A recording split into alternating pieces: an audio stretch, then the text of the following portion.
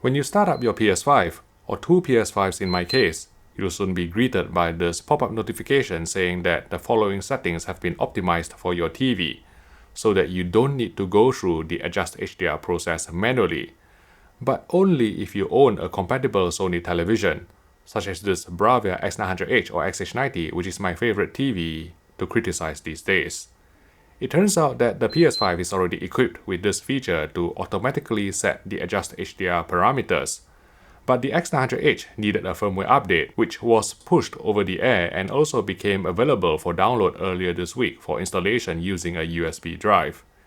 Indeed, after installing firmware update 6.1534, once I started up my PS5, I received this message stating that the Adjust HDR settings have been optimized for my XH90, but also that I can make adjustments if necessary. Curious about what values Sony has preset for the X900H, I did the most complicated reverse engineering, and counted how many clicks it took to go down to the lowest value.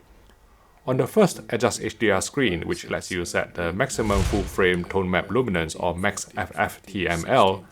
I counted 20 clicks from the bottom, which equated to 2000 nits when analyzed using a Canon reference monitor, which has a very useful pixel value checker function.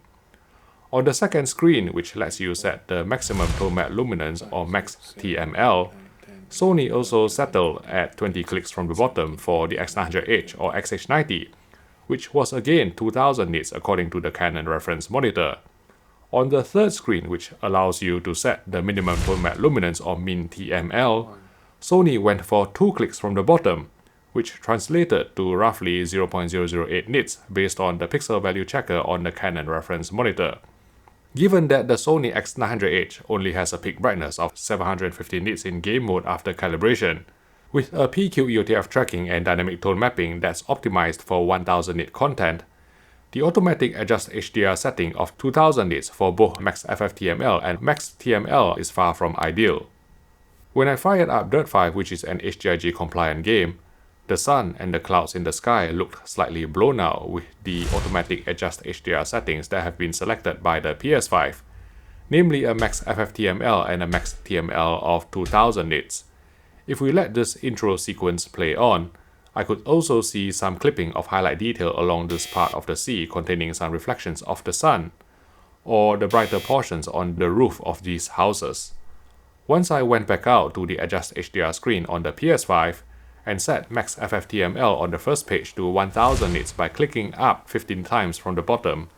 and MaxTML on the second page also to 1000 nits by clicking up 15 times from the bottom, and then restarted Dirt 5 to make it adopt the new HGiG parameters, hopefully you can see that more bright highlight detail were preserved in terms of the sun and the clouds in the sky, not to mention the reflections of the water and also along the roofs. At the other end of the contrast ratio spectrum, I also disagree with the PS5's automatic min-TML setting of 2 clicks upwards from bottom, namely 0.008 nits.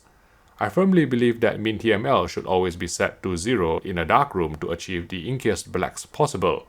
and HDR games should be played in a dark room anyway, due to the absolute nature of the HDR10 ST2084 PQ standard. If we compare this low-light intro from COD Black Ops Cold War side by side using the Sony X900H, the automatic Adjust HDR settings with a min-TML of 0.008 nits appeared more washed out with an elevated black floor than when I set min-TML manually to 0 nits. Using the Canon reference monitor to verify, you can see that when the automatic Adjust HDR settings were used, the black floor measured 0.007 nits, whereas when I set them manually, taking care to drop the third screen or min-TML all the way to 0, the black floor measured 0 nits with a code value of 000, delivering the deepest blacks possible. I originally wasn't going to do this, but I'm going to play all 4 footages together, because I know some of you are fans of foreplay. Note that all these discussions about the automatic and manual Adjust HDR settings only apply to HGiG compliant games. They have no effect whatsoever on non-HGiG games. To demonstrate, here I have increased min-TML to the brightest value of 15 clicks, and still there's no difference in the black floor of Devil May Cry 5, which is not an HGiG compliant game. The automatic HDR adjustment process on the PS5 appears to be triggered by the edit of the television, because the adjust HDR screen and your settings have been optimized prompt came up again once we switched the HDMI signal format on our Sony X90 or X900H to VRR mode, which of course modified the edit slightly.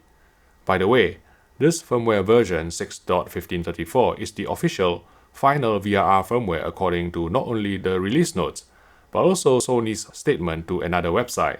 and I have found no improvement to the earlier firmware of 6.1288 in terms of VRR. There's still grayish blacks due to lack of local dimming, as well as motion smearing caused by the 60Hz LCD refresh rate in VRR mode, even though the source VRR frame rate can go all the way up to 120 FPS. So those of you who accused me of releasing a clickbait video based on the earlier firmware, because VRR wasn't finalized, I am never wrong. This level of VRR implementation is probably as good as it's going to get on the Sony X90 or X900H, likely due to hardware limitations of the MediaTek MT5895 chipset. It will be interesting to see if 2021 Sony TVs with the BRAVIA XR processor, which adds a companion chip to the MT5895 SoC, will have improved VRR, or if their automatic HGiG settings from the PS5 will be different to the ones pushed onto the X900H. On the X900H, I strongly advise not using the automatic values recommended by Sony, but instead manually set 15 clicks, and 0 clicks from the bottom for the best results in terms of specular highlight retention and black depth when playing HGiG games. For other television models, I have demonstrated how to obtain the best adjust HDR settings on the PS5 in my explanation video here. It's longer than expected, but it's worth it.